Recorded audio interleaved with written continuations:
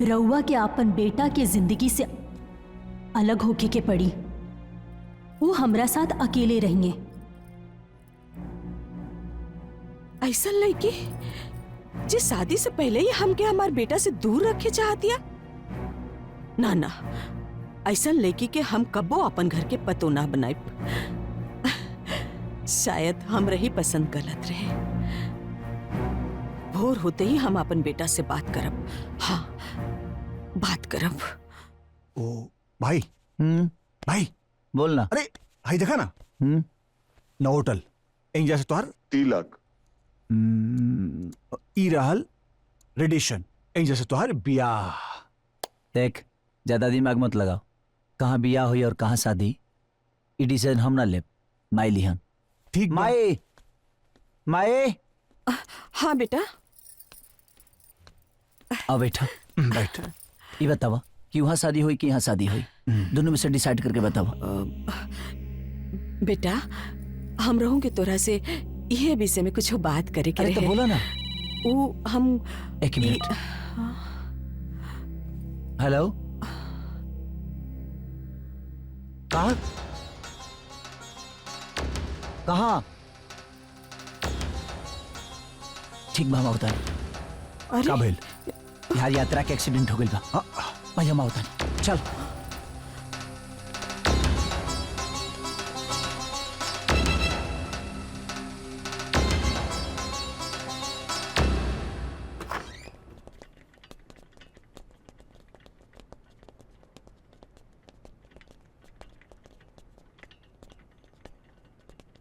भाई भाई मुंजा।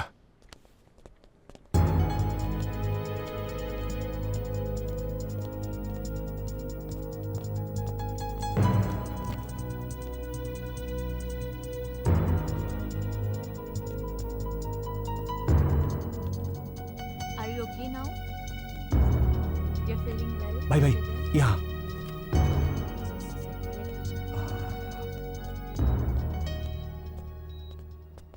She is quite well. भगवान के दया से कुछ बड़ा नहीं हुआ। हम 24 आवर्स ऑब्जर्वेशन में रखेंगे। प्लीज थोड़ा सा भीड़ कम कर दें। ओके ओके चला।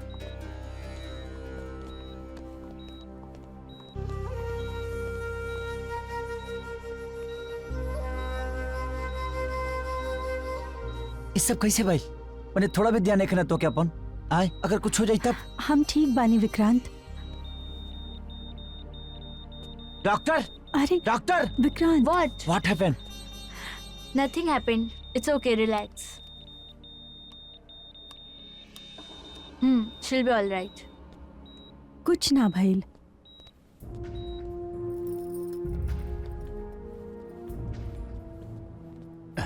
नमस्ते नंदिनी जी। यात्रा कैसन बाड़ी अभी? जी ठीक बाड़ी। वो डॉक्टर कहला हन कि कल है छोड़ दिहन और वो जाए ना अंदर मिल ली। जी।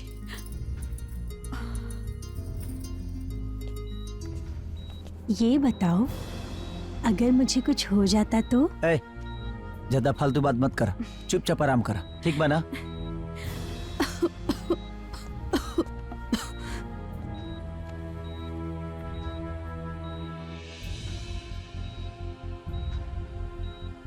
ओके।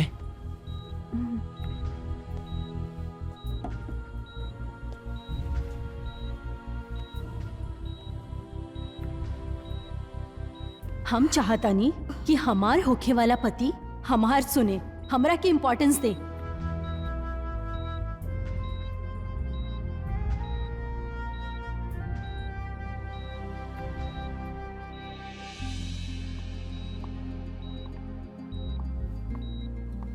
बेटा, तुम अभी घर जाओ, मैं संभाल लूंगी। नहीं, ऐसे भी हमें नींद नहीं आएगी। अब जाइए आराम करिए, मैं देखता हूँ। श्योर? जी। ओके, ठीक है।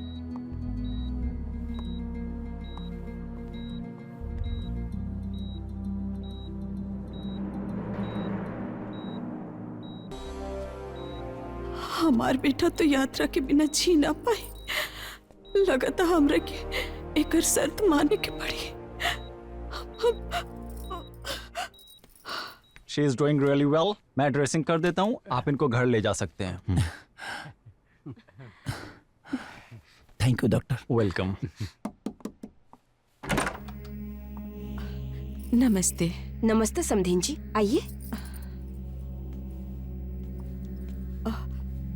अब यात्रा की तबीयत कैसन बा? हाँ, अभी वो बेटर है। ऊपर कमरे में रेस्ट कर रही है वो। मैं बुला दूं? नहीं, का हम खुद मिल सके नहीं यात्रा से? हाँ हाँ, क्यों नहीं। जाइए।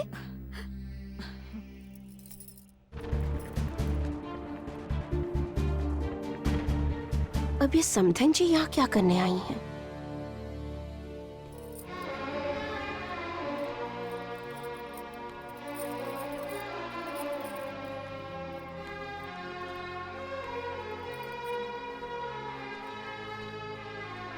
आंटी आई बैठी ना। बेटी,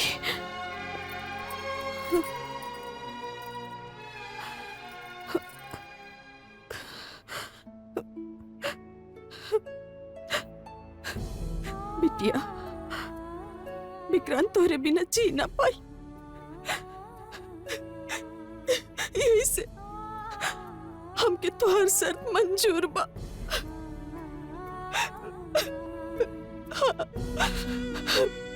ब्याह के बाद हम विक्रांत से अलग हो जाए, पर विक्रांत के ये सब पता न चले के चाहिए।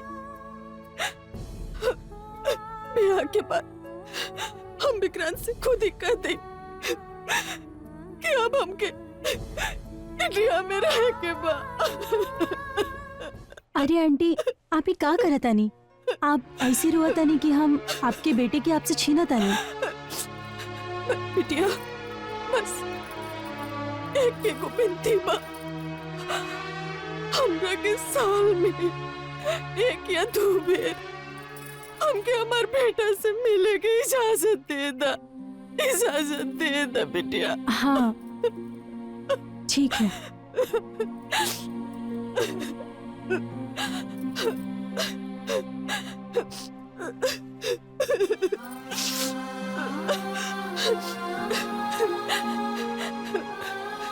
खुश रह।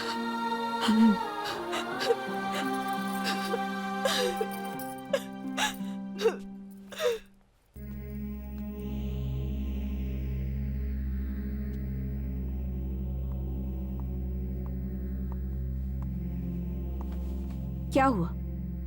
क्या बोल रही थी वो आके? माँ, हमने जो सोचा था वो प्लान सक्सेस हुआ। सॉरी माय बेबी। हाँ मम्मा, सॉरी। ज्ञान जी, मुझे अपने बेटे के नाम पावर ऑफ अटर्नी पेपर बनवाना है।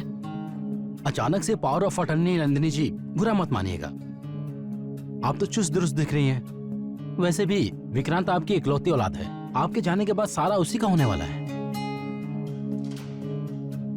ज्ञान जी, मैं जितना कह रही उतना कर दीजिए प्लीज। जितना जल्दी से जल्दी हो सके बनवा दीजिए। ठीक है नंदिनी जी, जैसा आप बोलिए, मैं पेपर्स बनवा के आपके पास आता हूँ। Thank you. Hello Vikrant, hello sir, how are you? I am good sir. You okay? Yeah भाई, हमने सुना तुम्हारी शादी हो रही है। जी सर, मैं आपके केबिन में आने वाला ही था। Congratulations, congratulations. Thank you sir, लेकिन ऐसे नहीं चलेगा, आपको आना पड़ेगा। अरे definitely, we will be there, I will be there. Yeah okay sir. Alright, look after yourself. Yeah. Enjoy guys.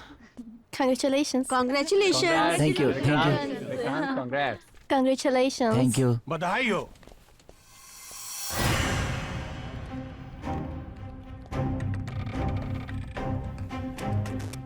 तू तो भुलाइयो कि हमारा शादी में मत आइया। हमरा कोनो शौक भी नहीं है। अते ही नाटक बंद कर। आ हमरा घरे गुलदस्ता फोटो कहीं भेजोले रहलनु। हम हाँ, दरअसल बात ऐसा बना, इस जगह गेंदा गुलाब के अलावा कोनो फूले नहीं खे मिलत। हम बेहया के भेजे वाला रानी, कोनो गलती हो गइल बा में? आए जब हम तोरा जिंदगी में कोनो दखल ना देवेनी, तो ते हमरा जिंदगी में हाथ गोड़ धो के काहे पीछे पड़ल बाड़े? बहुत जल्दी तोरा समझ में आ जाए कि तोरा पीछे हम हाथ धो के काहे पड़ल बानी। जा, बाहर ठंडा बा, धूपे के रम मार लिया, मुर्गन। हम्म, हम्म, हम्म।